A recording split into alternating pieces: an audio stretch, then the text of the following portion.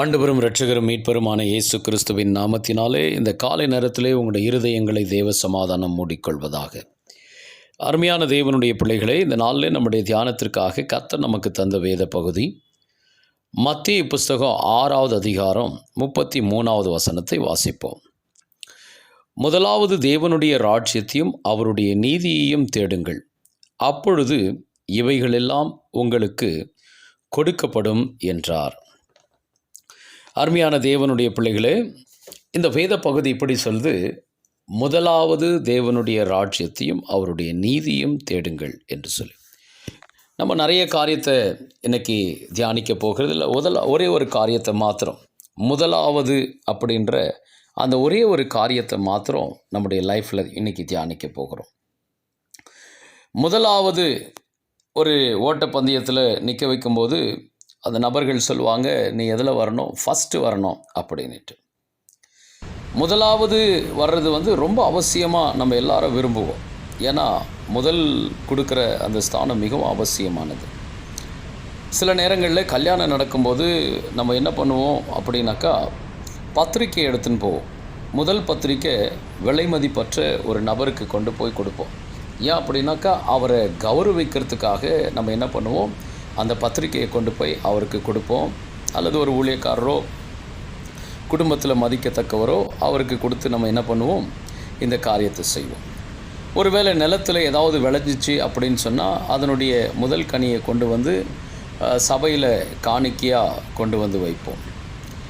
அல்லது யாருக்காவது மரியாதை கொடுக்கணும் அப்படின்னாக்கா அவங்கள கூப்பிட்டு உட்கார வச்சு முன்னாடி சேர் போட்டு அவங்களுக்கு முதல் மரியாதையை நம்ம கொடுப்போம்.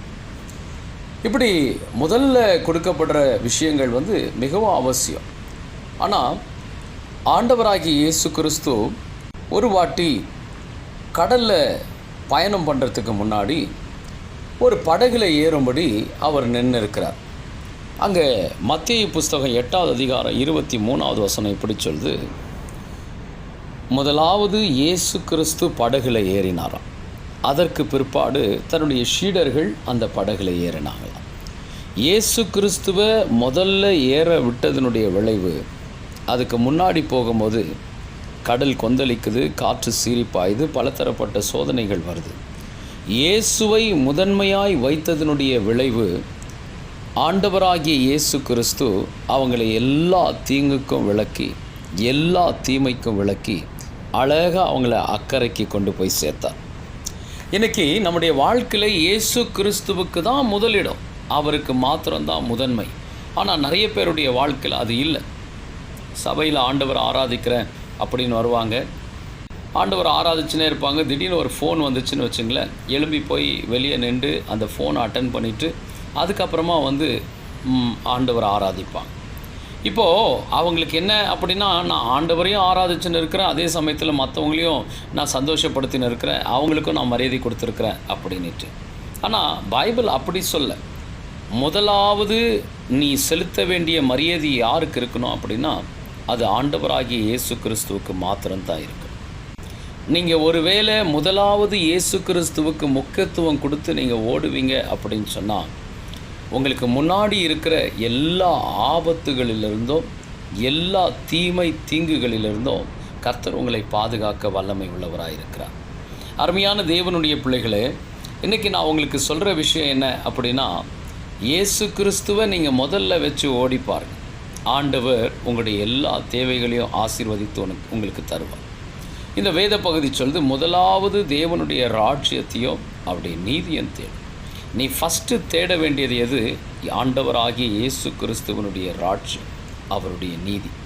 ஒருவேளை நம்முடைய வாழ்க்கையில் இன்றைக்கி எதையோ பின்னாடி நம்ம போயின்னு இருந்தோம் அப்படின்னா, பணத்து பின்னாடியோ, பொருள் பின்னாடியோ, பொண்ணு பின்னாடியோ, நகைகள் பின்னாடியோ, ஏதோ ஒன்று பின்னாடி நம்ம ஓடின்னு இருந்தோம்னாக்கா, இன்றைக்கி நீங்கள் உங்களுடைய வாழ்க்கையை மாற்றிக்கொள்ள நினச்சி பாருங்கள்.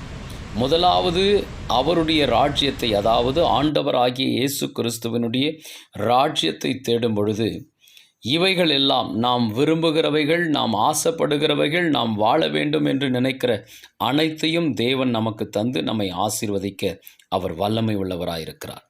ஆனபடியினாலே தேவனுடைய ராஜ்யத்தையும் அவருடைய நீதியையும் தேடுவோம். அவர் தருகிற ஆசீர்வாதமாகிய அந்த வெகுமதிகளோடு கூட நாம் வாழுவோம். கர்த்தர் உங்களை ஆசீர்வதிப்பார்.